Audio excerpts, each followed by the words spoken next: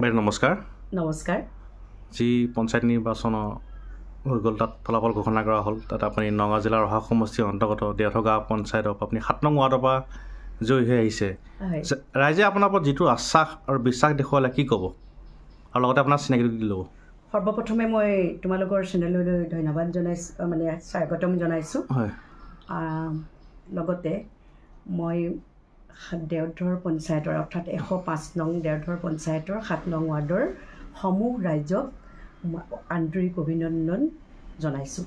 লগতে আজি আপোনালোকে বিচৰা প্ৰশ্নৰ উত্তৰ দিবলৈ মই সাজু হৈছোঁ। বাইদেউ, এইবাৰ আপুনি নিৰ্বাচন খেলিছে, ইয়াৰ আগতো আপুনি জিলা পৰিষদ খেলিছে দুবাৰকৈ। ৰাইজে বিপুল ভোটত আপোনাক জয়ী কৰিছে, আৰু সেই আস্থাটো আগৰে এইবাৰ 2025 চনৰ যি পঞ্চায়ত নিৰ্বাচন হ'ল তাত আপোনাৰ যিখন ৱাৰ্ড আপোনাৰ সেই গাঁৱে আপোনাৰ ওপৰত আশ্বাস ৰাখি আপোনাক জয়যুক্ত কৰি আনিছে, কি ক'ব? মই অকণমান আগৰ পৰা কওঁ। হয়। যিহেতু মই আগতে আছিলোঁ নগাঁও সদৰ সমষ্টিৰ ভোটাৰ। হয়। কিন্তু ইতিমধ্যে সমষ্টি বিভাজনৰ ফলত আমাৰ সমষ্টিটো ৰহা সমষ্টিলৈ আমাৰ দেওধৰ জিপিটো মানে অন্তৰ্ভুক্ত হ'ল। হোৱাৰ ফলত জিলা পৰিষদটো যিটো আছিলে, মোৰ আগতে আছিলে 17 নং জিলা পৰিষদ, এইবাৰ হৈছে 18 নং পাখিমৰীয়া জামুগুৰি জিলা পৰিষদ, আৰু আগতে আছিলে 17 নং পাখিমৰীয়া জিলা পৰিষদ।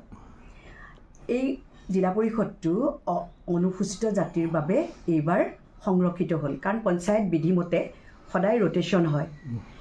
পুৰুষ হ'লে মহিলা হ'ব, তাতে ৰিজাৰ্ভেশ্যন থাকিব, এনেধৰণৰ। গতিকে মই